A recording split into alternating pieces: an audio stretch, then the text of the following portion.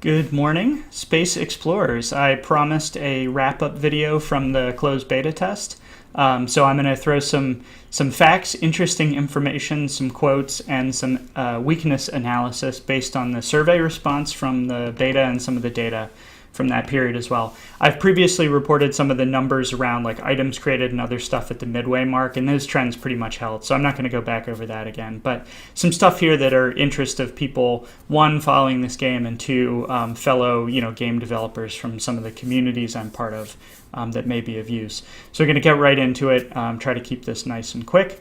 So factoids. One, we had about 20 to 23 active players. We had a number more accounts, but some of those appear to be people, playing two characters, setting up different builds, etc. So very good numbers there, over my target and within the sort of cap for what I could personally manage over the last 2 weeks. And then my favorite stat is if you haven't seen the game before, it plays like a sim where you set up this team of explorers and you. Sorry, I'm going to take a swig of tea. I've been doing support for people in different time zones for about 2 weeks now for this beta period. So basically, always on, and throat's a little scratchy and I'm a little groggy, but we're doing great. So you manage this team of explorers that you hire from the habitat you live on, and you send them through these portals, which are created by this sort of device of unknown origin. And I won't go into the whole story here because it'll be too long of a video. But through the beta, all the active players completed over 1,500 total portal explorations, which is a really awesome number. So very happy about that. Couple of responses from the survey I think that are interesting. One, I asked people like, what platforms do you play games on? And of the testers that have completed the survey so far, in order, computer, console, Android. I thought iOS would be higher. It was a little bit lower on the end there. And the one that sort of surprised me is that none of the testers reported that they really play any web-based games. So like games on Facebook, itch.io, stuff like that. Number two, the vast majority of testers discover and play new games based on word-of-mouth recommendation or seeing a streamer or YouTuber.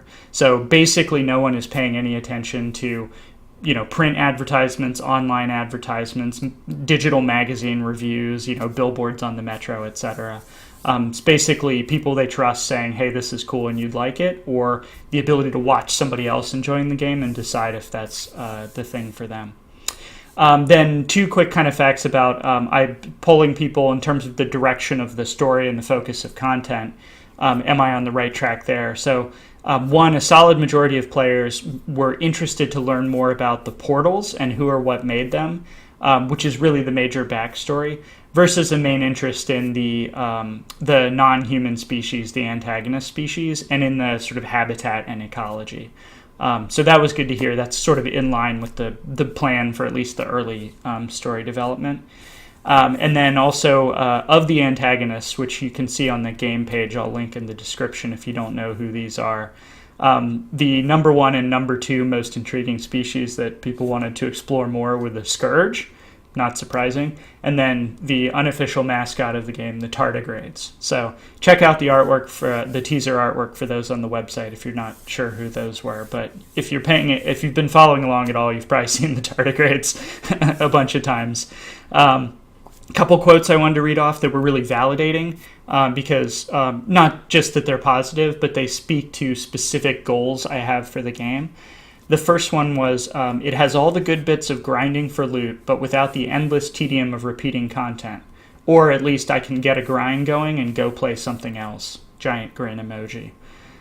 So that's great because that's really the core concept of the game is let's use the sim mechanics and make a casual version of the ARPG loot grinder where you get to participate in that kind of grind and the RPG progression and so on, but you're not playing 12 hours a day actively and competing against other people.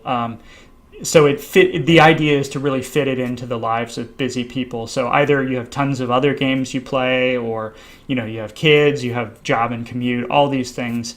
was really the game I wanted to play as something that fit into my life rather than tried to take it over, but really gave me that kind of loot grinder, like character progression sort of feel that I love from RPGs. So that was fantastic.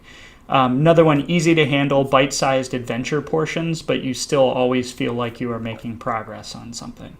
So kind of a reinforcement of what I just said, and a great response as well. And then the last one's awesome visual design, interesting world, addictive gameplay. So that's all good.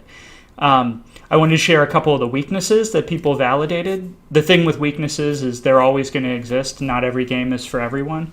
You want the weaknesses as much as possible to be predictable, stuff you know about. And so two big weaknesses here. One, no tutorial or guided intro in the closed beta version, so really just drop people in. I did do a kind of a how-to with screenshots and everything, but also curious to see how successful people are in playing the game without that kind of hand-holding. But definitely responses, the full version of the game will have to have a tutorial or a guided intro to show people around, which is a pretty common pattern, and I agree with totally. And then number two, no PC build. So loud and clear, heard that loud and clear. People played on PCs by emulator, but they really just want a native, exe, launch it on the computer PC build. So I will be doing one of those as soon as possible, so that for future beta tests and certainly for launch, people will be able to just download executable version of the game and go to town. So there you go. That's some stuff I wanted to share. Wanted to keep this under the 7-minute mark. So if you have any questions about the beta process or the game, check out the link in the description for the game info, or leave a comment. Hit us up anywhere on social media. We'll be happy to answer it. And there's a contact us form on the website. If you fill that out, I'll get you on the newsletter.